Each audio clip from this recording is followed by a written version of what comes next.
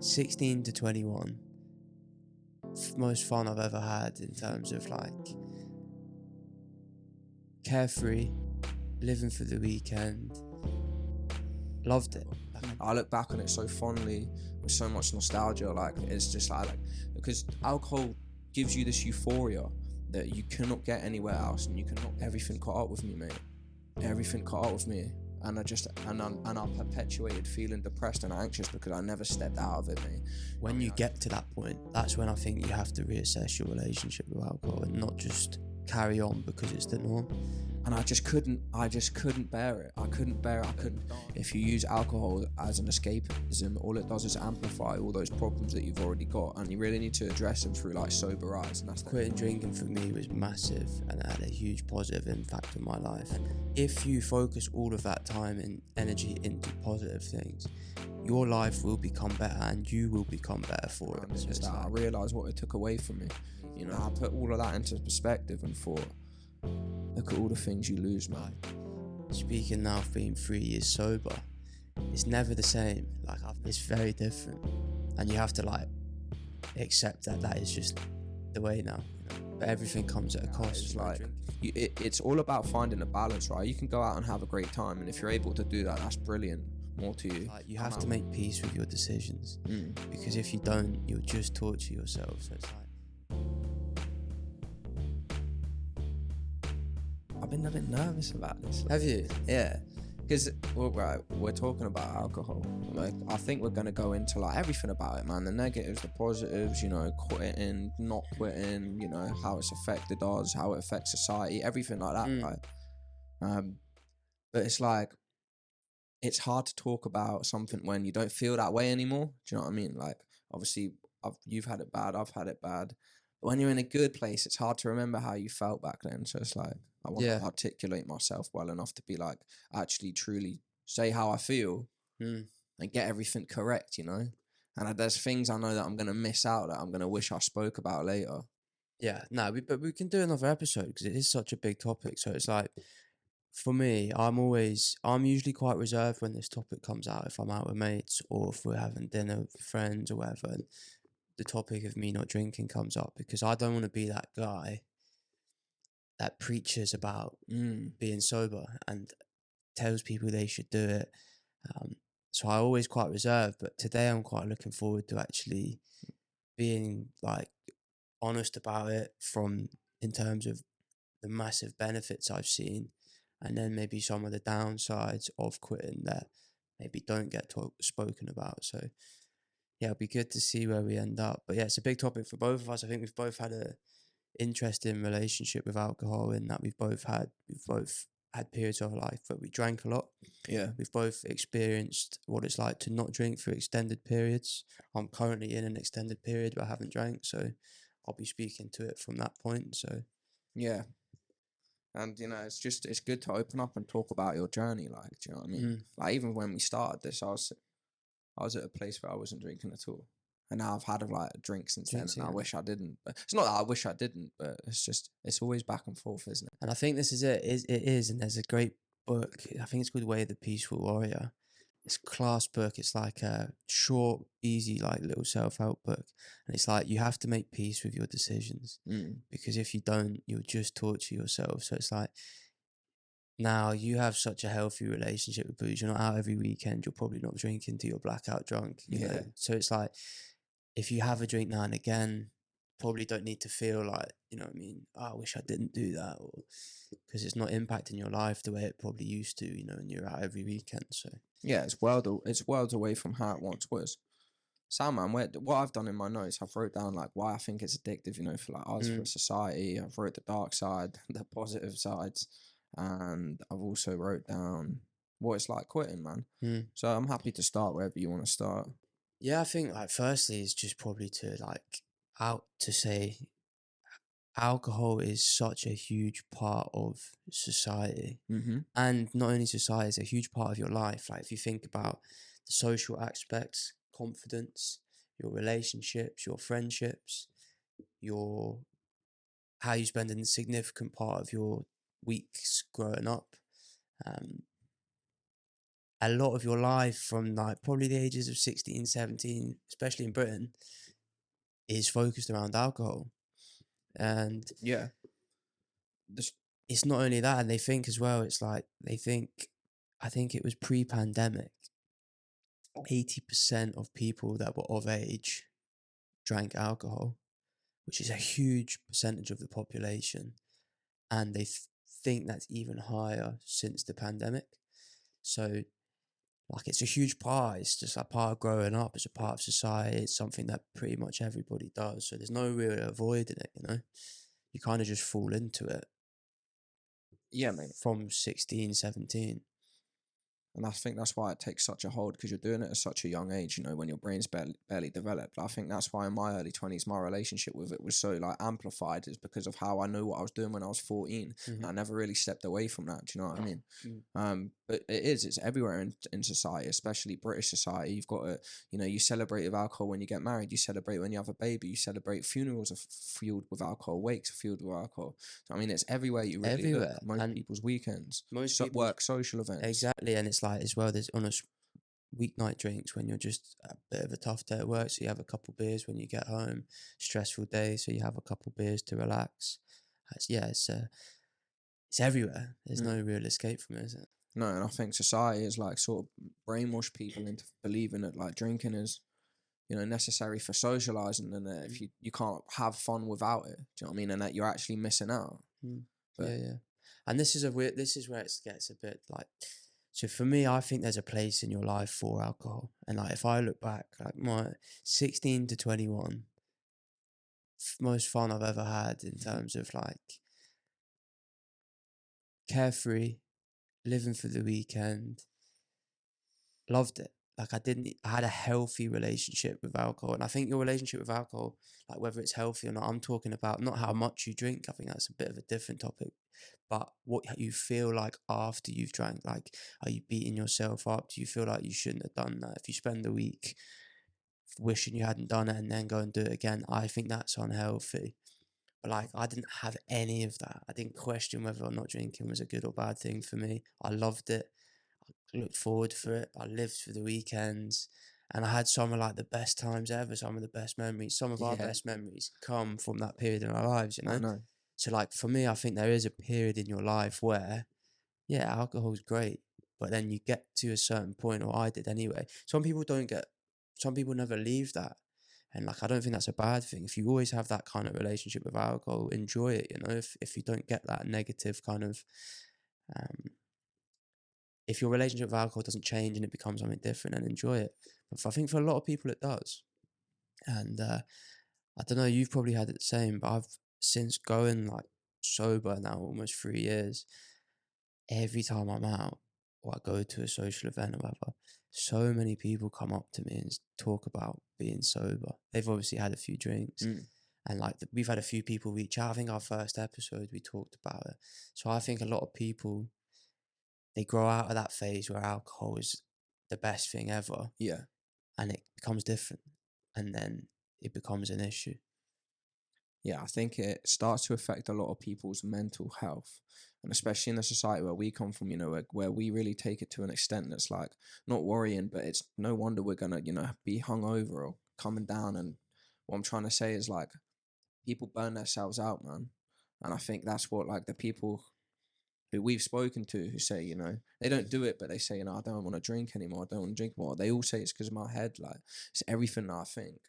And I think that's the downside of alcohol. I'm the same as you. Being a teenager, it was easily some of the best memories ever.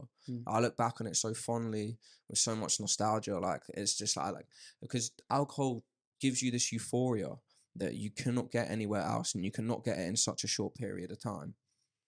And that's why it's so addictive, because it takes you out of your body, man. And that's one thing that I got addicted to, was just like the escapism from it, which we'll go into after. But I think that's why it's like such an addictive thing, is because it absolutely just transcends you into somewhere else, man. And if you drink enough of it, like, you know what I mean, like a liter of vodka will take you to somewhere you can never get, me. And it's brilliant. And there's something in that you really love and you desire. And that's what me, like personally, that's what is attracted me to it so much. It's because like how I knew how I felt in my personal life, and I just knew where I could go like that, man, in the couple of hours if I wanted to. Yeah. But and that's how I spent years, man. I just loved it. Like I really cannot say how much I love just spirits as well. I just love drinking spirits. And then everything caught up with me, mate.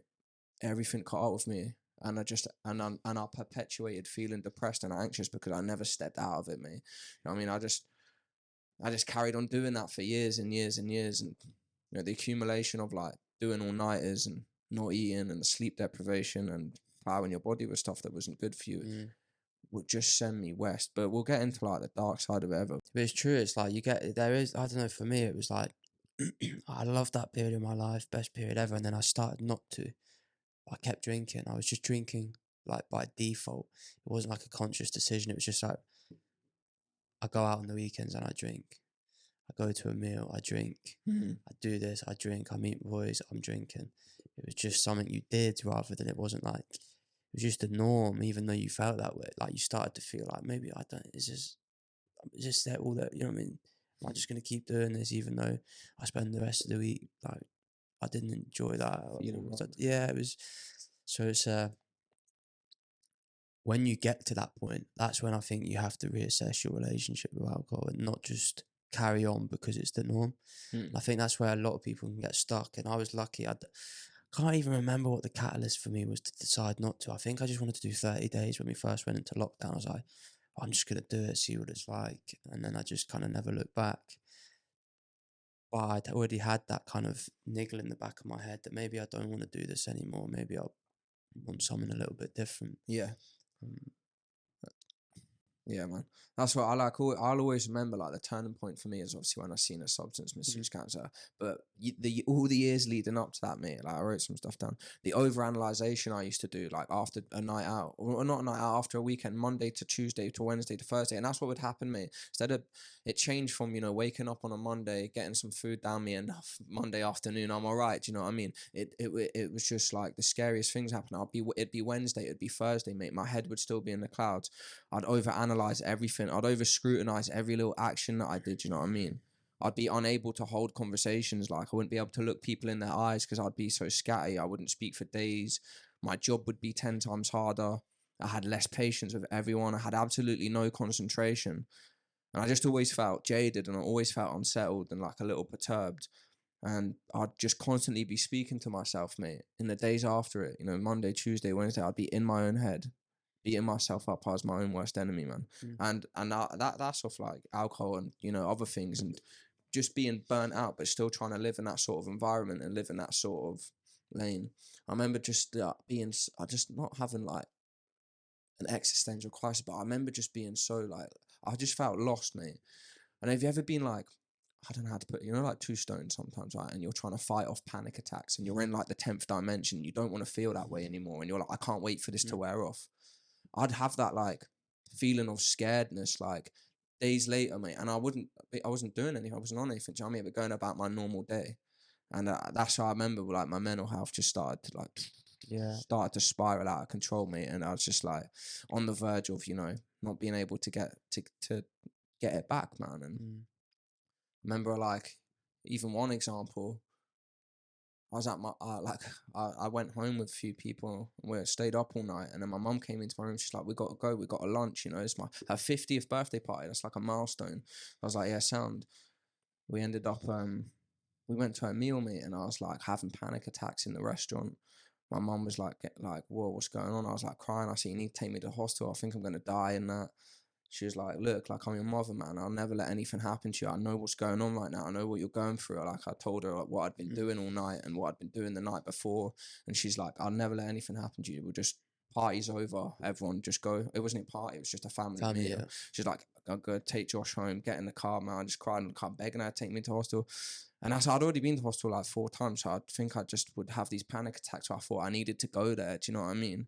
Of like what I'd been doing to myself. But anyway, basically, and then my mum said to me the next day, she was like, "I need to really talk to you," and she's had this conversation with me a few times, but she said to me, "What I saw you going through yesterday, like the look in your eyes, is like, I know a lot of people, I grew up with a lot of people, some people aren't here anymore, they're not around anymore, some people have lost their minds, do you know what I mean, through lifestyle choices." And she said, "I seen that in your eye, right? And you're okay today, it's over, you came back from it. But there'll be a time, like Josh, where you snap and you won't come back from it, you know, and it'll be really hard for you to like, you know, be the person you are anymore, because you don't say you're going to lose it, but like she could see that it was no good for me, and I was like, yeah, I need to really sort it out. And that's just like one example of loads of times, but that's like the how bad like it got for me being. I know I want to say it's like coming down as well and hungover, but alcohol would put me in that sort of environment. Do you know what I mean? Of like, my head's just gone. My head would just go, man, and I really hated it, and that's why I had to step away from it.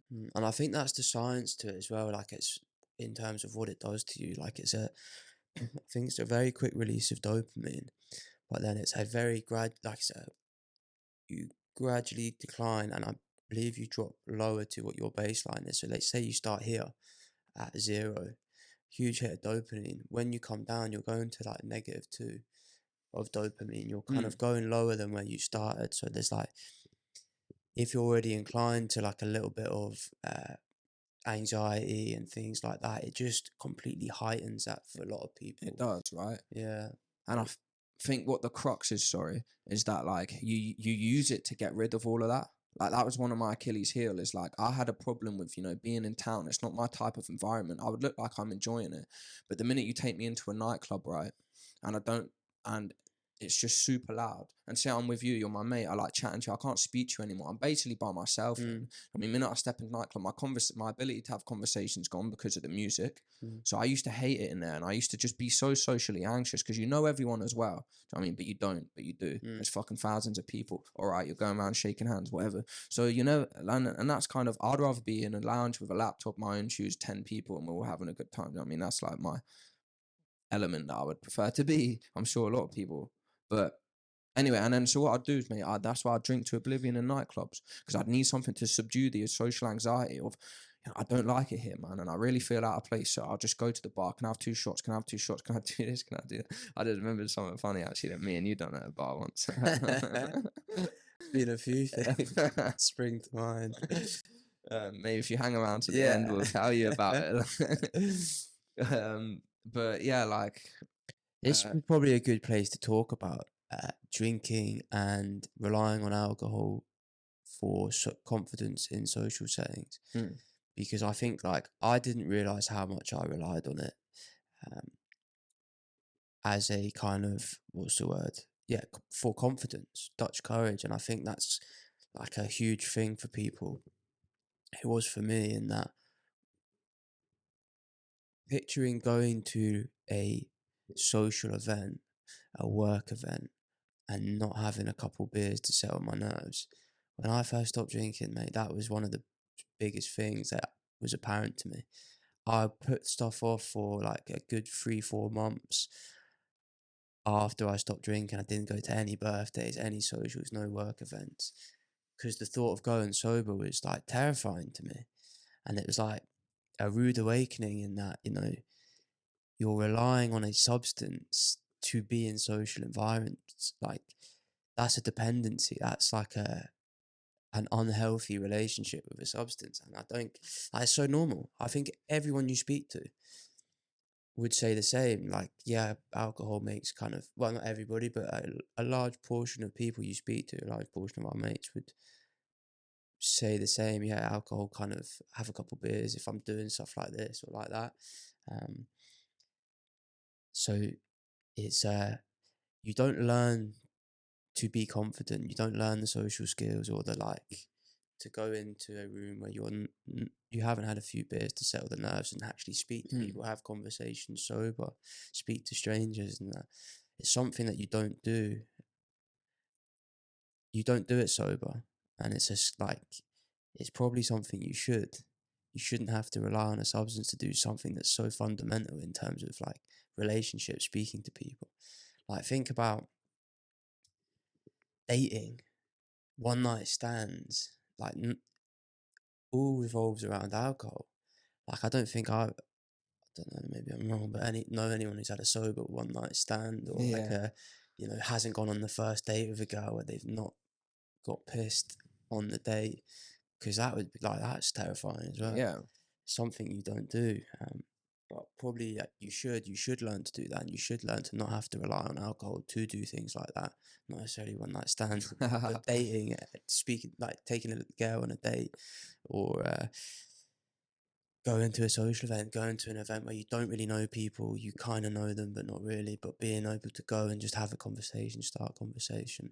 That's such a big thing. It's such a valuable skill as well in like general life, work, career, being able to start conversation, hold conversation, speak to people. So that's a big part of it, I think. And I think it's hard for people to see past that.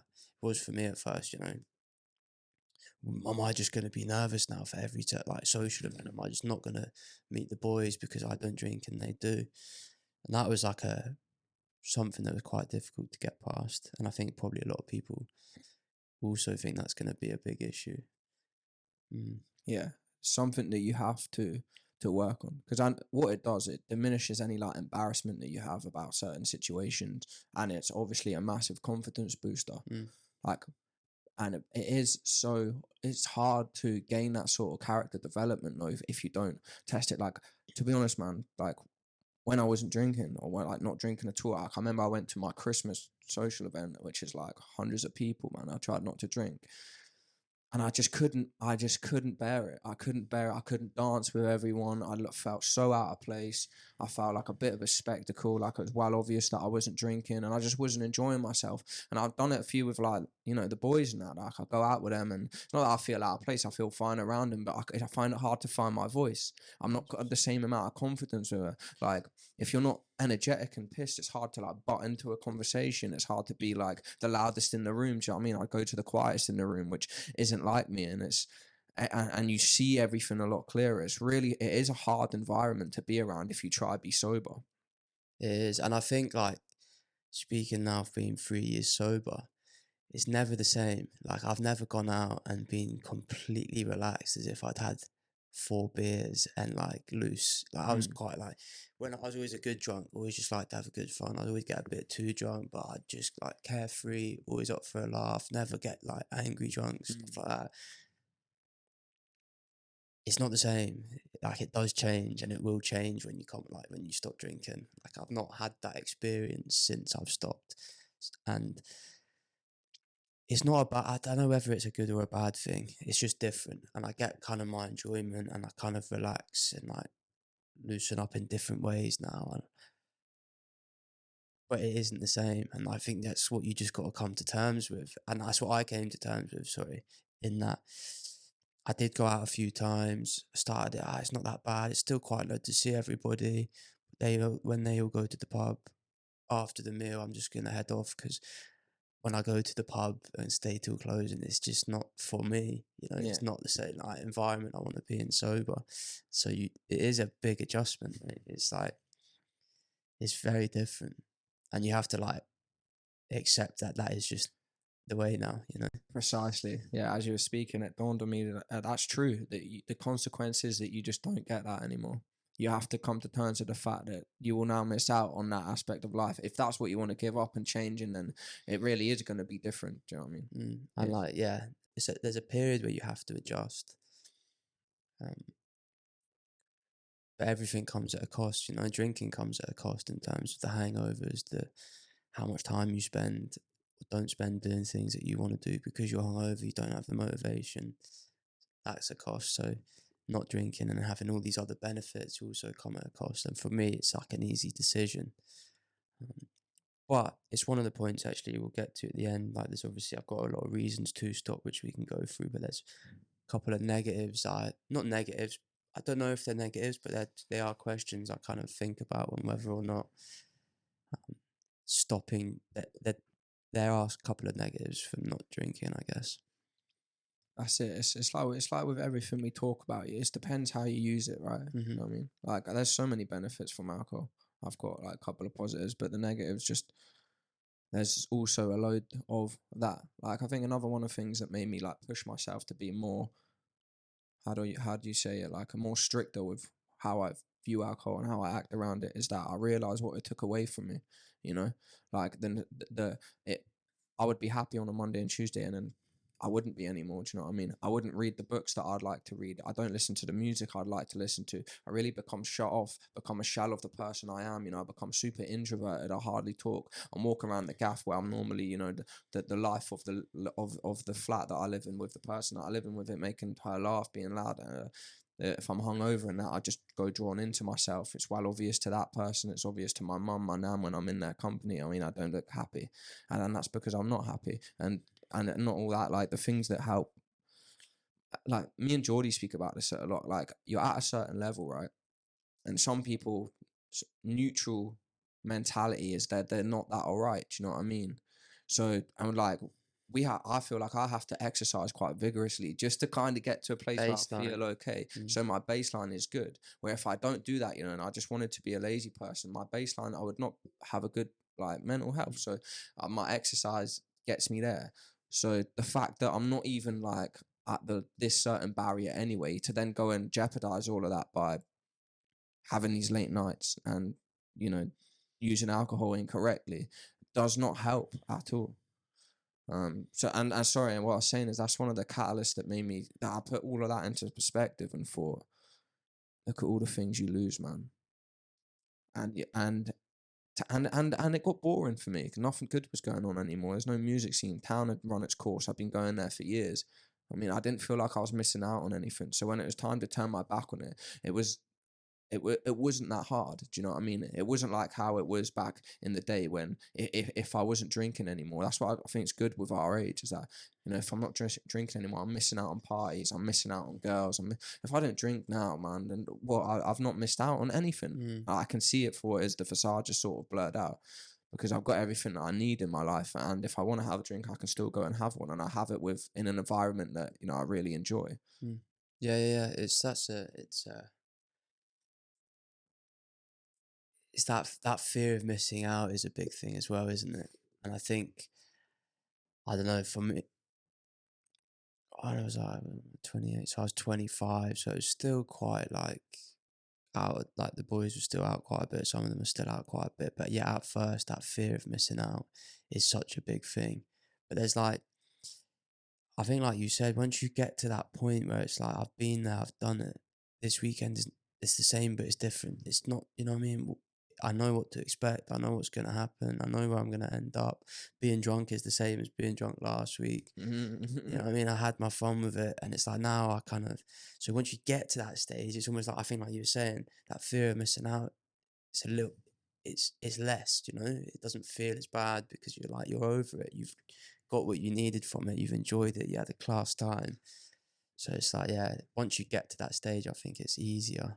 Yeah. Because you can thought like you can just literally tell somebody, right, this is what's going to happen tonight. We're going to go to town, then we're going to go back to yours, mate, and then we're going to be up till 6 a.m. We'll be listening to Stevie Nicks halfway through the night, right? And then we'll wait for 11 a.m. He's going to fall asleep. He'll definitely fall asleep. There'll be us three left. We'll walk to the pub sound, so we'll get there at 11 a.m. A couple of people have joined us, maybe fresh. He's definitely getting kicked out if he has another one. And now, boom, it's night time again. It's Sunday night, right? I'm ringing in sick tomorrow, that's for sure. So get kicked out when it's closing, right? Do you want to come with me? Yeah, let's go home. And then that's it, isn't it? And that's then every weekend for like that 6-year period of my life, you know?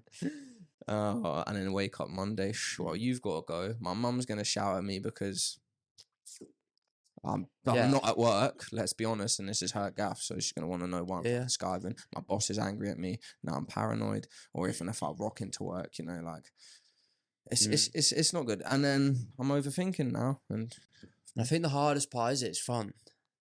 Like it is fun, and like in the moment it's fun, but it comes at a cost for those next few days. So it's like that's where another thing I think why it's so hard to quit because it is so much fun. It's so much fun, mate. I think about doing that now on a weekly basis, mate. I can't walk past a shop without seeing a litre of vodka, that beautiful crystallized liquid in that bottle. Lid. And I know if I just go get it, yeah, and I drink that today, my whole day is going to be different. I mean, and then I have to snap myself out of it like a That's So Raven flashback and wipe the drool off my mouth and say, no, man, we don't do that anymore. But that desire, that addictive desire that you're talking about, of how much fun it is, because even that whole night I just described, I'd go do that tonight, man. This is the thing, wanted me to, and I would love to. And that's it. And that's where you've got to like think a bit like, well, for me, it was thinking longer term. It's like, I know this will be fun. The only reason I feel like, for me, the whole issue I had was that I wasn't being productive in the week and I wasn't making progress on like these other areas of my life. I was a bit out of shape. I was still smoking during the week. I was eating shit. I wasn't exercising anymore. I used to be big on exercise. And like, for me, I think it stems from boozing on the weekends, not feeling great in the week. You get to Wednesday, "Ah, Friday's coming up, so just get to Friday and then do it all again." So it was like, I think that alcohol for me was a big factor. So like, I had this niggle in my head that I wanted to do these things. I wanted to like have these goals. I had this ambition to do things, and I wasn't doing it. And it was okay. Like, and because drinking was so fun, I was just going from week to week, and then a month would go by, and then 3 months, and then 6 months. Then it was Christmas, and I was like, well, I'll start January with all these goals. Then I didn't. So that that was enough for me to say like, the immediate gratification of drinking that day and having a good time with the boys versus the pain I'm going to put myself from not achieving these goals, not working towards being a better person, not working to doing this and that. I can't do that anymore. So that was enough of a pull for me to say I value that life more than that immediate fun. But it's not easy. Like, it wasn't at first. It wasn't easy. The first 3-4 months were pretty tough. Yeah. Okay. Like, it was that. Here's a few things like what it's like quitting. I've kind of put very uncomfortable at first, um, because you're forced to face like the reality of the life you've built. And what I mean by this is, and it's kind of one of the reasons to stop as well, right? But Friday is never that far away, yeah. So no matter how bad shape you're in, how bad your relationships are, how much you hate your job, whatever your issue is, yeah, Friday is never that far away. So you just have to wait out till Friday, and then you're out with the boys. Nothing else matters. You're just having a good time, yeah. So like, you never really take action in these areas of your life. You never really, because you every weekend you get to escape, and it's never that far away. You never really sit and dwell on like what life you've built for yourself, what your relationship's like, what your job is like, where you are in your life. So you don't really do anything about it because you get that trap of just living for the weekend. And it's like, it's just a cycle you get stuck into. So like, it's uncomfortable at first because you're forced to face the reality of shit. I'm out of shape.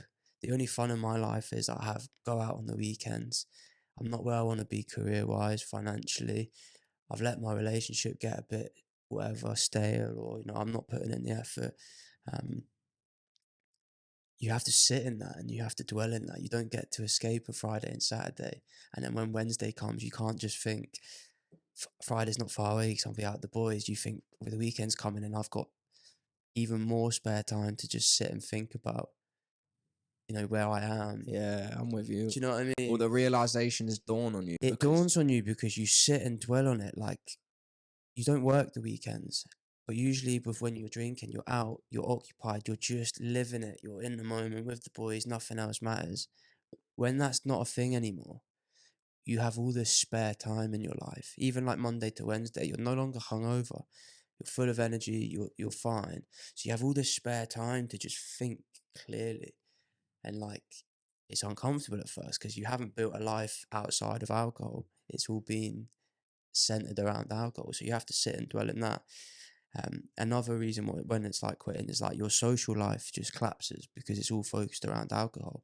And at first, for me, you have that fear of going to social events and not drinking, and it's very different. You've tried it, like going out when everyone's drinking and you're not, takes some adjusting, and like, Shit, to be honest. yeah, it's not fun. Even like, you would never go to that environment unless people weren't drinking. So it's like, Do you know how many times I've buckled in that environment where I've started off saying, "No, this is the night I'm not going to drink," and then you drank. I've just drank because I felt like I've had to. Yeah, so like, that's another big factor, isn't it? Like, your whole social life collapses, and also your friends change. Like, that's a huge one, in Big that time. your friends change, in that there's certain people in your life that kind of are friends because it's associated around booze, and that's okay.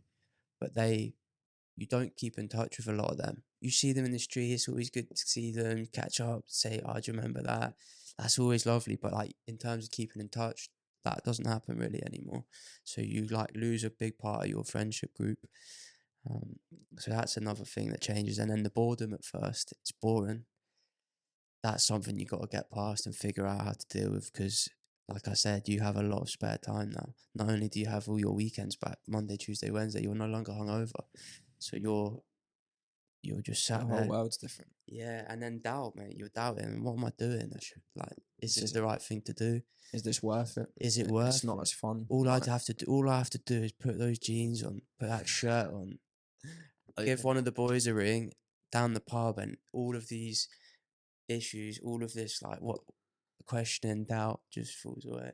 Disappear. All of this kind of dealing with the reality of what your life is, it's gone, mate. So yeah, that's a lot of the reason. Like that's for me, the main things I could think about, like what it's like quitting. Yeah. In terms of maybe like the negative side of quitting, or the things that you have to be prepared for.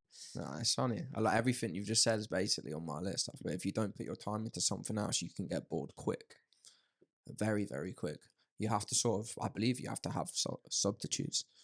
I remember when I wasn't drinking, man, I would just find a new artist and I liked, and then go through their discography, read their biography, go to their Wikipedia, just absolutely substitute it for like anything that was insanely time consuming, because I didn't know how to find like a better balance, because like you said, it takes up so much of your time and you get so much time given back.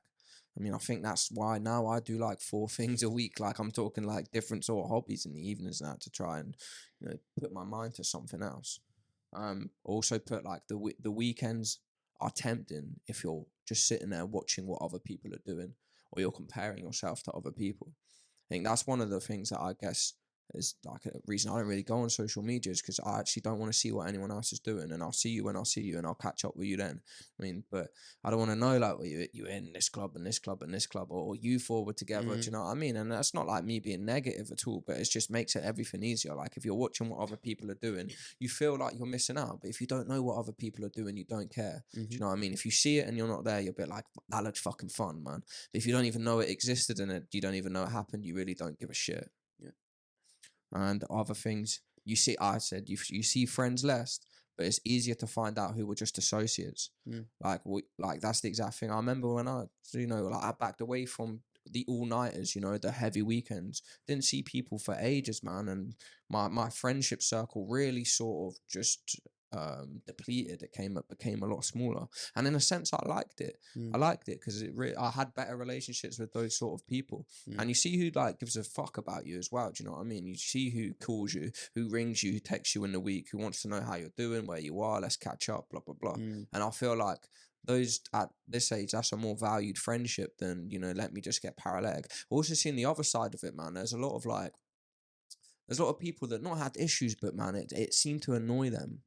You be in their company, the waiter does a round, what's everyone having? I'll just have a Coke or whatever. What the fuck you buying a Coke for? I just got a Stella. Why you got a Coke? So I mean, you can still drink that and I'll still drink this. It's like, and that used to annoy me actually massively. It's because I've been with you for years, mate. You know what I'm going through and you know what's happened to me and you know I'm backing off for it. But you still want to get on my neck. And you're doing it in front of people, which is like making me feel a little bit anxious. Do you know what I mean? You're calling me out in front of a room full of 15 people, want to know why I'm not drinking tonight. And it's like, why do I have to justify myself to you that I'm not drinking? If you're a friend of mine, just be like, mate, I'll get you, have a double Coke. Yeah.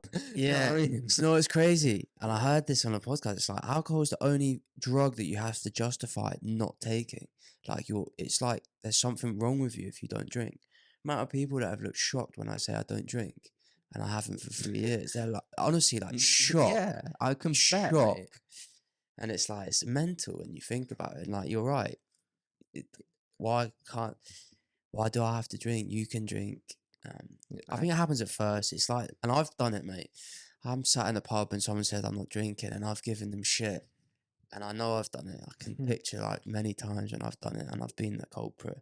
And I think it's like, it's not done out of like malicious. It's just the lad. Yeah, it is. You know That's I mean? all it is. That's all it is. Because and it's like they want you, mate. They want you to be. They want you part of it. Like they want you to have a good time. Yeah. They want to have a good time with you. But you get called out in it, and it's just a little bit like, right, I'm anxious in this environment anyway, and all you're doing is amplifying that for me right now, because I've got to explain myself like I'm giving a speech. Do you know what I mean? So you feel a little bit smaller, and especially.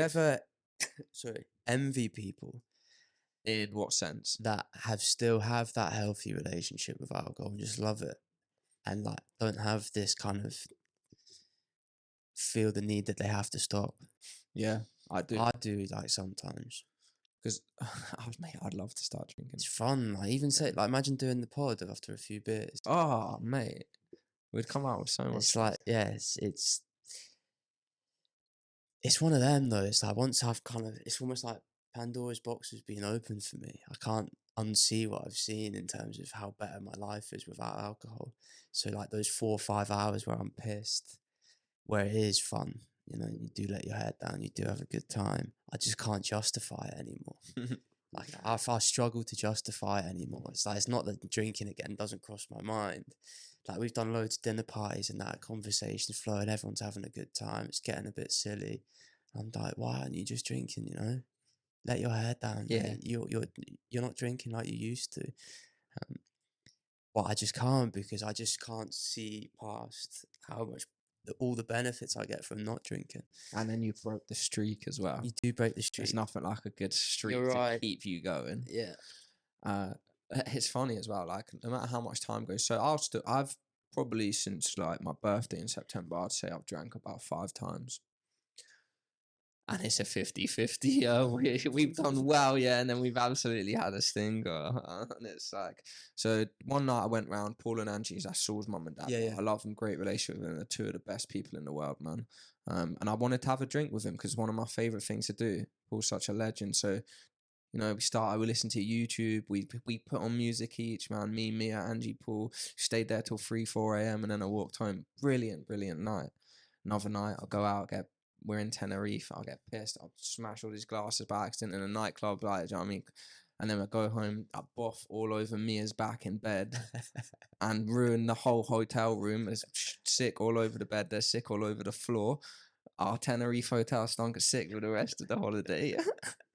And then I was like, damn, New Year's Eve, I was like, this is the first time I had a drink in like 3 months, yeah? I'm like, right, I'm getting a little bit wavy here. I feel good. I was like, I could just cat.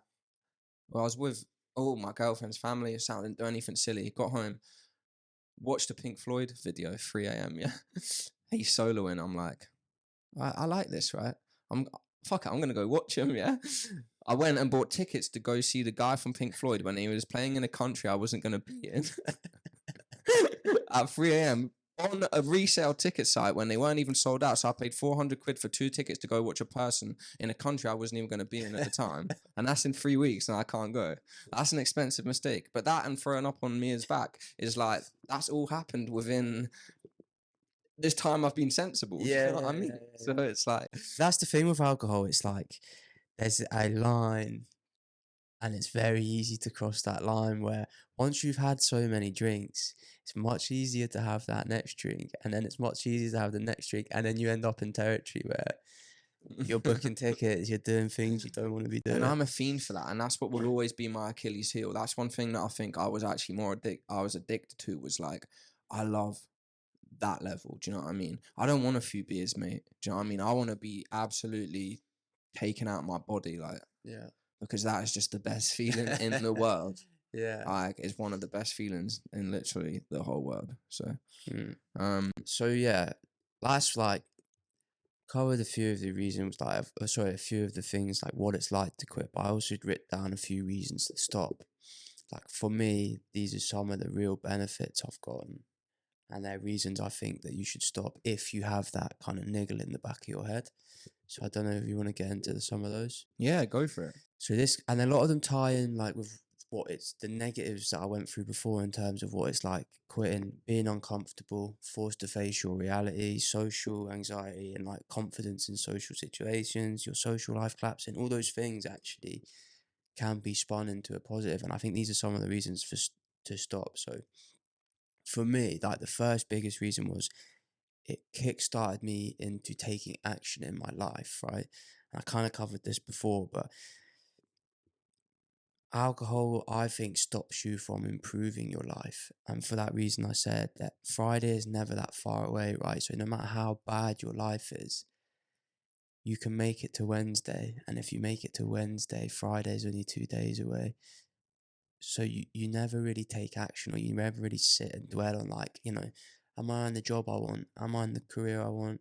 My relationship where I want it to be? Finances where I want it to be? Am I the type of person I want to be?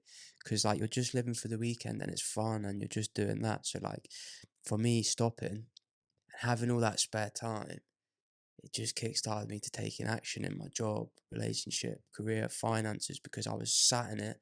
I had to face it. There was no escape on the weekend. I had to live it. I had to sit there on the weekend and, fuck, this is where I am. What am I going to do about it? So not having alcohol for me was like a huge kick up the arse to get my act together in all these areas that, like, I think a lot of people will think about these areas, maybe my job's not where I want to be. I thought I'd be earning more money for now.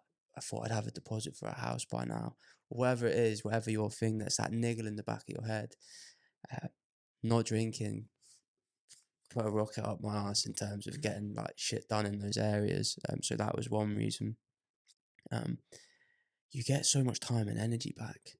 Like, you'd be surprised at how much time and energy you lose from drinking every weekend, even if it's once on the weekend, especially as you get a little bit older. When you're 16 to 21, it's easy, you're invincible. You don't really get hangovers. I don't remember getting hangovers as such, yeah.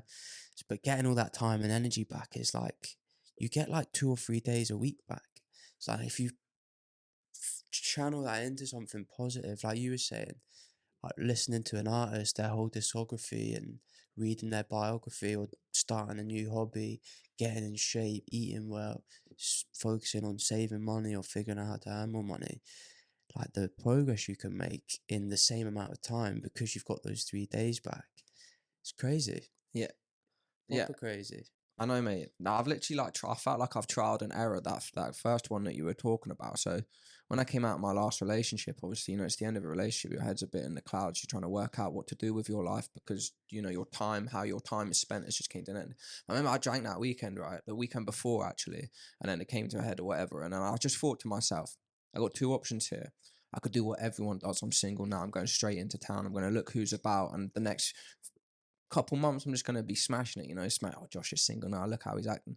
I mean, I didn't want to fall into that generic cliche sort of aspect of just turning into alcohol because I was just newly single.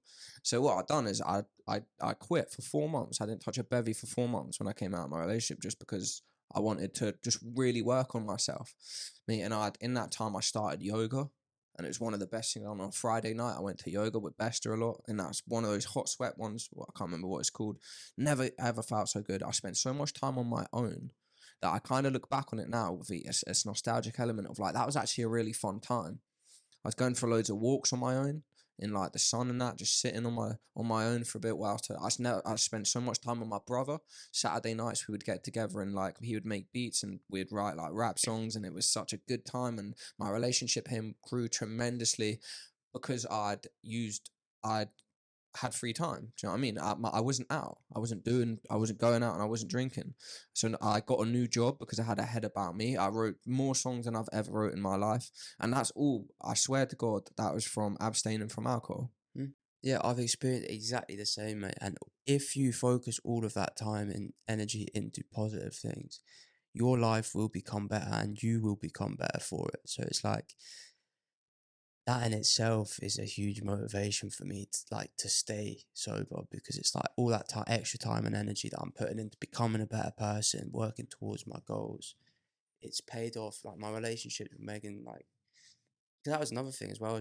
Part was difficult. Megan still drinks. We met when I drank. Our life revolved around, like, me being in the band, us going out on the weekends, going out for dinner, having a few drinks. So it's like, even that was a big readjustment in that. But I would say that I'm a much better boyfriend now that I don't drink, in that, I'm much more committed to the relationship in terms of, like, making sure I'm present, happy, fun That's to be it. around. That's it, mate. You know what I mean? You don't think about that stuff when you're hungover for 3 days of the week and out drinking for two. That's exactly it, mate. Being more present. You become a better person. You become a better boyfriend. I know it's like I became a better son. Do you know what I mean? Yeah, I'd be sitting there, I'd be more entwined to wonder about my mum. How is she? Is she Same, okay? yeah. Do you know what I'm going to do? I'm going to hop in the car. I'm going to go and see her. Why am I going to go see her? Because I'm thinking about her, because I've got my own head about me. I'm being me. I'm being Josh. I'm being who I am. Do you know what I mean? I'm not hungover. I'm not overthinking. I'm not overanalyzing. I don't have the energy to not get out of the house. I've got all of that because I've been looking after myself. So where is my mum? I'm going to go check on her. Where's my nan? I'm going to go see her. Where's my brother? I'm going to go see him. I'm going to make sure everyone's okay, man. I'm going to be like who I actually truly would be if I was looking after myself all the time. And it's the same thing about what made me think of that is what you're saying, being a better boyfriend, being present, having more patience in that. Like, since I've not drunk and like, you know, Mia doesn't drink as much as she used to either, and I don't drink as much, like, we don't come to head over little things anymore. You know, those stupid things where it's not a real argument. It's like you're in irritable. You're in each other's way in the house. So you've just argued over like stepping on each other's toes, basically. It's not a real thing. It's not over anything big. But you're tired and they're tired, and it's just, wow, you're grouchy. And that's how we never do that anymore. Do you know what I mean? And everything you see, like, everything just becomes a little bit more better. You become a more empathic person, I find. Yeah, it's crazy. And I think a lot of it stems from just time to think. Like, alcohol is a form of escapism. It's an escapism from your reality, and that, you know, when you are out drinking, nothing else matters. You're not forced to face any of the problems in your life or the type of person you are, because you're just in that moment.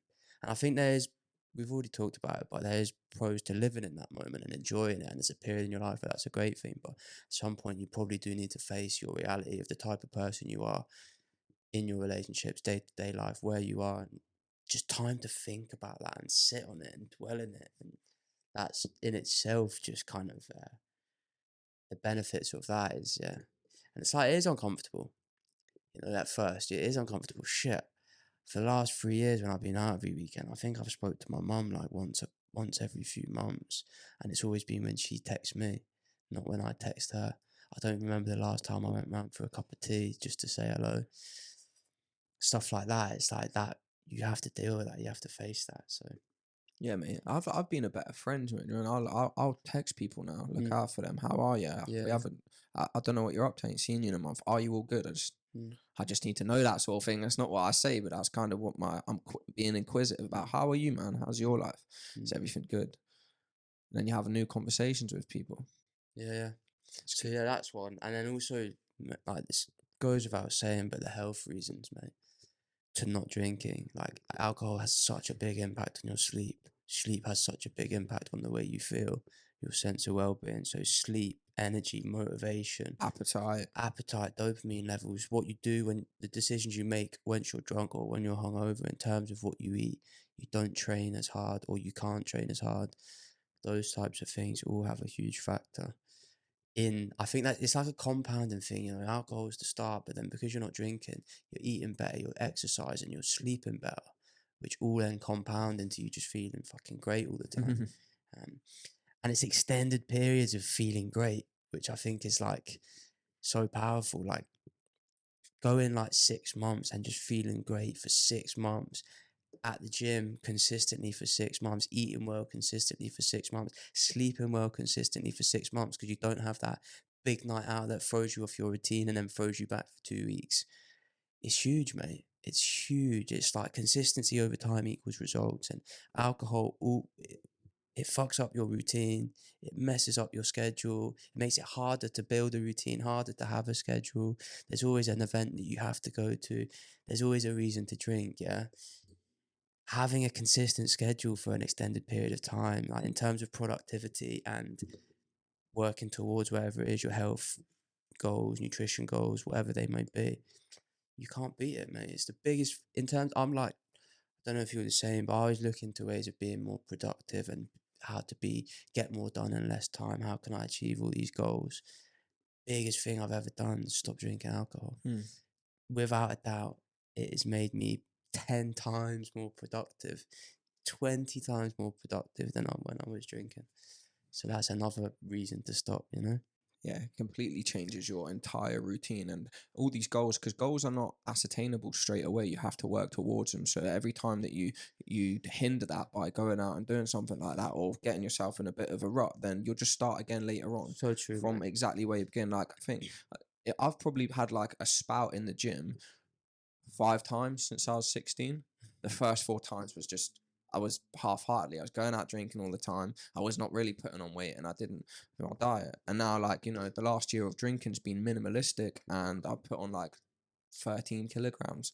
Well, you know what I mean? Crazy. Which is like crazy amount in a year. And I've done that because Amazing, and, actually, if you think about it. Yeah. and that was through my appetite as well. I was able to eat because when I drink, mate, my appetite goes. And if I start again with my appetite, like with my appetite in particular, this isn't going off track, but I have to, if I eat 4 times in one day, the next day I'll be starving. I'll need to eat 5 times. If I eat 5 times, I'll need to eat 5 times. I'll need to eat 5 times. The more you eat, the more hungry I was. Do you know what I mean? So if I go out, mate, and I eat 1 meal on Saturday and I eat 1 meal on Sunday, when it comes to Monday to eat my 5 meals, I can't do it. My stomach's closed up. So I'm starting again with that. And that delays that for weeks. I wouldn't do this, me, if I was out drinking all the time. not No way. I chance. wouldn't be able to talk to you Yeah. because my head would be scrambled. And all the stuff we do after this, you know, I just It's that old saying, it's like 2 steps forward, 1 step back. And it's like when you don't drink, it's 2 steps forward, 2 steps forward, 2 steps forward, because you're not taking that step back every week when you diet goes out the window, when you don't get to the gym when you should. So yeah, it's extended periods of feeling fantastic, in a good routine, hitting that schedule, and the results just compound because you're not intermittently going back every single week, ending up. Yeah, so that's another reason. Productivity and extended periods of just feeling fantastic and on it. And then the other one I had, which I think is a great one, is confidence. I've been forced over the last 3 years to do things that I would normally do with alcohol without alcohol. And like I've become a much more confident person for it. I've learned to deal with that. I've learned to speak to people sober, which I think like it sounds like a given and that everybody could do it, but it's not, mate. It's something that a lot of people I think would struggle with. So that in itself, like building that self-confidence and not relying on alcohol has been huge for me. It's actually been quite liberated. It's probably part of the reason that we're doing this, part of the reason we started my little YouTube channel, my interview show that I'm doing. Never would have done any of that.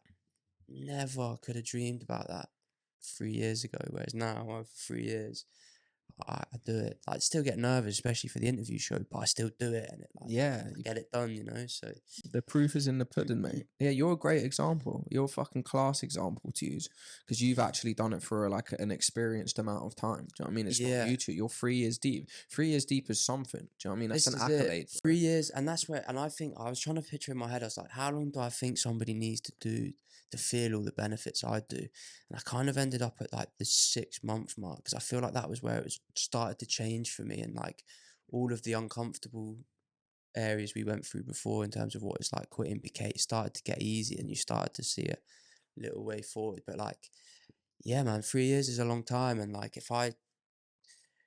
the amount of things I've achieved in the last 3 years, all stemming from the fact that I quit alcohol in terms of health, how much better shape I am, how healthier I am, how much happier I am. The running, I've done some pretty great things in the running in terms of all these ultra marathons I run. I'm back in the gym now. My job is going fantastic.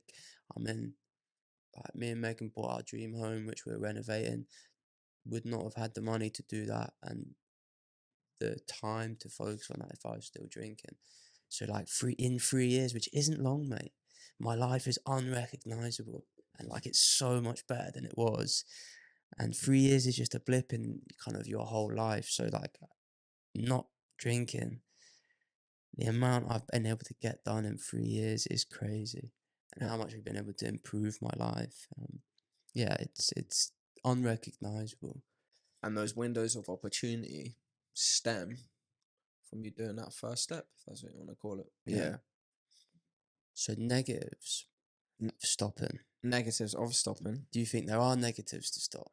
No, only the things we've talked about, you know, about how like you have to change your social environment. You might not see people as much. I don't think there's negatives to stopping. I think it's truly all about balance. You know what I mean? I'm not here to tell anyone, you know, don't drink anymore because that's not what I do. Do you know what I mean? It's just like I know there's people out there who are, I can basically say suffering. Do you know what I mean? Yeah. Like, I've had more messages, me, and I've had people calling me, and I've had people I've been so surprised about grab me in town and say, mate, like my head is up my ass. You know, when you spoke about alcohol in the first one of those earlier episodes. He resonated so many things in me. He's like, I'm giving up, man. I'm giving up. Slightly tipsy, do you know what I mean? Yeah, But I've like, had it, mate. and I just thought to myself, like, you're the last person I thought would be like that, because you look like you love it. Do you know what I mean? And we've had girls and that message Yeah, us to say, I mean, I'm going through all of this at the moment. And so I think what I'm trying to get at is like, it's all about finding a balance, right? You can go out and have a great time. And if you're able to do that, that's brilliant. More to you. Come out with me. No, but like, if you can't do that and it leads to all these other sacrifices and you feel you're at a stalemate, you feel your mental health's taken a knock, you don't feel like you're very well, your relationships are getting burdened, you're burning bridges, you just don't feel like you're good in yourself. Like I think there's so many benefits from stopping, and not only that, you can really just see for yourself. It's the only way you're ever yeah, going to be able to see any results is if you just go forward yourself and take it. And nothing's gonna happen bad. Do you know what I mean? If people don't like you for it, then they're not true friends. Your true friends will definitely always still bother with you, and you can do nicer things. Do you know what I mean? And yeah. what else what am I trying to say? That like, I think the point on balance is a good one, and I think like I'm on an extreme example where I've just gone completely sober, but I think there is a healthy place for alcohol in most people's lives, and I probably think one day there will be a place for alcohol in my life again. But for me, I feel like sometimes to find that balance and find your boundaries, you have to go to the extremes. So like do a little bit of an extended period of 3 6 months off the booze first before you try and find that balance, because you'll figure it out by going to the extreme, going one extreme to the other. You'll kind of reset where you're at, your relationship with alcohol, and then you can say, actually, I think this is how much I'm going to drink, this is how much I'm going to do. So yeah, balance is an important one. yeah, definitely, 100%. Because like we said, there's positives and negatives. So how does it affect you? It's personalization Very at the end of the personal, day. yeah. That's why I mean. That's why sometimes I'm like jealous of the people that still love it. So I like think, yeah, life was good, man. That's all you worried. Like you didn't worry about it. It's just Mate, good fun, and there's nothing wrong with that. And if you're in that place, enjoy it. This podcast isn't really for you, I would say. yeah. Yeah. Mate, when I walk past a pub, mate, I sniff the doormat like an Smell absolute the carpet. pervert. Yeah, Yeah. I just relish, mate. Start stand there like the Christ of Remus, mate, just at the fucking door, just staring into it like, let me in. Facing the carpet. Yeah, Just, let me in. But that's actually, speaking about pubs, mate, that's like a positive thing I think about it is like, alcohol obviously births environments like pubs, right? And I think they can be like healthy establishments amongst like communities, because not everyone has a good home life, right? yeah. Not everyone has a life to share with someone. Yeah. A pub grants people access to an extra place to go, and you have recurring characters there who form bonds with each other, man. And do you know what I mean? They form friendships, and there's a sense of camaraderie at a pub you don't really get anywhere else. Do you know what I mean? Yeah. Yeah. And it's an environment that like hosts alternatives for people. Like not everyone is on a mission to make something of their life, like, and some people are just happy cruising, and the pub is just a little pleasure to them. And I think a pub's like a good checkpoint for people who want to be more communal but don't necessarily want extra hobbies. No, it's a great point. Yeah. I mean, it's brilliant. I love the camaraderie. I love being in a pub. I was on one on Saturday. I met Kellen the first time I'd seen him Oh, since. yeah. He's obviously been traveling and that. We had a great relationship back in the day. He wanted to catch up. And we were both in the same place with alcohol. He's like, oh, you know what I mean? He's not out there smashing it anymore. He's got a good career, so he's stepped away and he's like sorting himself out. But we let our hair down because we were catching up for the first time in years. And we went back to a mate's, and I was there till 4 or 5 in the morning, and we listened to loads of tunes, and it was great, and it was a class experience. But sorry, off track a little bit. Like we started in the pub, man, and it was just one of those days. As like the pub's so good. Yeah. I mean, and you got a jukebox. You can listen to all the music you want in the world, and you're having a laugh. And I mean, those are the best places in the world. And for a place like that, we haven't even talked about Jersey, mate. Do you know what I mean? Jersey, where there's so limited on what to do in your spare time. Like, I'm not surprised that everyone chooses. Like, we have one of the worst drinking rates in somewhat mental like Europe, and we're a tiny little island. That's huge, right? And why do you think that is, mate? Because town's so accessible, and there's not really much else to do. So Yeah. That's what I say about Britain as well, because Britain, it's an island, the weather's not great. There's not much happening. People drink more. I think it's the same Jersey, just on a smaller scale. But yeah, so I think maybe like to try and like wrap it up. Overall, quitting drinking for me was massive and it had a huge positive impact on my life. there are some downsides that we talked about in terms of like social life will just be different and you've got to come to terms with that. Friendships groups will be different, you've got to come to terms with that. But if you have that niggle in the back of your head and you have things you want to do that just never really took off, or you haven't really had to get like the momentum going, quitting alcohol is one of the best things you can do. And even if you just do it for a 3-6 month period and then reassess what role it has in your life, I think you will reap the rewards. I think an extended period off the booze, if you have that little niggle, it's a big if, because if you don't, then don't Crack on. enjoy it, man. Enjoy it. But if you have that little niggle, if you have those ideas, those goals that have never quite took off, it's one of the best things you can do. I haven't looked back. I'm 3 years in, and I still cannot see it. I don't see me going back to alcohol anytime soon, because of kind of all of the benefits I've seen, how much happier, healthier, and more productive I am. So, yeah, that's kind of my take on it. Kind of what I've experienced by quitting, the reasons to stop. And yeah, if anyone like is listening and wants to reach out, because you're the same. Like when we're out, I will get loads of people come up to me, talk to me. Like, I really want to. New Year, that's it. March, that's it. June, that's it. I'm done. And then it's the next And year, it's not, but like it's not easy. It's not easy. I was in lockdown. Like when I stopped, it was lockdown, so it's probably easier. There wasn't much going on. I had other stuff going on in my life, which made it easier. But yeah, if anyone's like thinking about it and wants to reach out to either of us, I'm sure. Yeah, definitely. We'd be like happy to chat it through or whatever. So. Yeah, no, well done. You're it's admirable, mate. Do you know what I mean? What you've done, and like what you just. But then, like, sorry to interrupt, but so is what you've done, because like you've gone to the extreme and then scaled back, and you found balance, and you now have a healthy relationship with alcohol. I think that's what most people want. They don't want to cut it out completely. They just want to kind of readjust their relationship with alcohol. So I think yours also an example of how it should be done. Yeah, that's one thing that I've learned. There is if you do have your own personal issues, and you've got a couple of, I don't know if you want to call them demons, or you're just like, a monkey on your back or whatever, then if you use alcohol as an escapism, all it does is amplify all those problems that you've already got. And you really need to address them through like sober eyes. And that's the only way you can kind of get past them, and then also on the flip side, if you use a lot of things in your life to try make it better, and you have better mental health and look after yourself, then being hungover and that is just the worst thing to do to yourself, to try and actually stick to your routine that makes you kind of sane. You know what I mean? But it's like, and it's hard, like, and that's what I want to say is it's so fucking difficult. All the time I think of growing up, like my old house up at Five Oaks. Sorry to drag on, but like up at Five Oaks, would just have people around for years, maybe 10 years. I had what could be considered like an empty gaff. Do you know what I mean? Then I moved to the next place down in town, and I just take people back there all the time, and I'd be like, well, that was like 4 or 5 years, and they're the best times ever. Do you know what I mean? And now I've had to adjust my life, and I just try and look for different things at the best time ever. But it doesn't come with the downfall. No, you're right, and it's like as well. One of the things is, and we didn't touch on it yet, but like going out is fun, but it's short lived, and it's kind of like it's cheap fun, if you know what I mean. It's not that like what's the word? It's not that fulfilling. It's just like it's a good time, Whereas like some of the stuff I've done, like on the running, and like I get fulfillment and fun from different ways now, and it's like it's just different.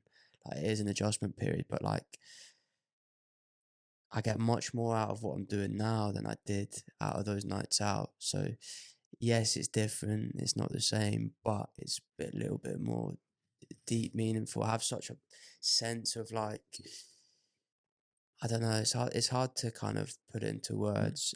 There's no doubt it's different, but it's a bit the way I spend my time now, what I'm working on, the things I've done over the last 3 years. I get much more out of that than what I did with those nights out. So there's that to think about. Well, it gives you a good night, not a good life. There you go. There you go. Just a quick one as well. Like I read some books over the years that kind of helped. Just They were good reads anyway, and they put things into perspective a little bit. So there's one called "We Are the Luckiest: The Surprising Magic of a Sober Life." It's basically about a mum who's basically like a functioning alcoholic. Do you know what I mean? She's has a class job, a child. She upheld all these roles, but she was also like behind the scenes making loads of mistakes. Basically, an alcoholic. So it's kind of like this daunting comedic effect to it as well, where you're like, fuck, man, you know what I mean? Someone was really doing that, and while just being a completely normal person. So that was like a good book for anyone that reads. And then also read Freedom from Our Addictions by Russell Brand, which was a good book. It has a lot of elements of like, I don't know if you know what like AA is, the Alcoholic Anonymous book. Yeah, that has like a 12-step rules in it, but it's very religious and kind of speaks about God and whatnot a lot. But Russell Brand's like has the 12 steps, but it's not religious. It's very like quintessential Russell Brand in the way he articulates himself. So they're just cool books. Do you know what I mean? And yeah, like if people want to reach out to us and ask, you know, like any questions, mate, like what was the experience like? You know, how did it go? Like, give me just a little hints and tips. Do you know what I mean? It's a hard feat to do, and you don't like. I don't know, man. I don't want. No, you're right, mate. I don't want to be preachy. Do you know what I mean? Because no. I don't follow any particular rules myself. I've just dabbled in so many different scenarios that I feel like I've got a good knowledge and good experience for like if people want to talk to me. Yeah. No, you're right, mate. And I think it is a hard thing to do, and I think that's another reason to quit. Once you've conquered going sober, there's not much you can't do, mate. Like going sober is not easy. It's like alcohol is such a big thing. It's been a part of our lives for so long. So doing something completely against the norm on your own, yeah, which is fun that you want to be doing anyway, it's not an easy thing to do. So once you've done that, it's like this huge sense of like self-belief. Like there's not really much you can't do now. So even another reason to quit, you know? Yes, man. It's a fulfilled achievement. Yeah. Perfect, mate. Cool, man. Nice one. Wrap up. Nice one, mate. Well, funny though. Just mate, if we thought, you know, like Pizzagate, we thought the cameras were off. We took the crate out. We opened it. Those suckers, eh? We should have had a 4-pack. Yeah, a 4-pack on the table. And we just started speaking about how moronic that whole conversation was. That'd be so funny. Idiot's gonna love this. Anyway, peace out, everyone. See you soon. Nice one.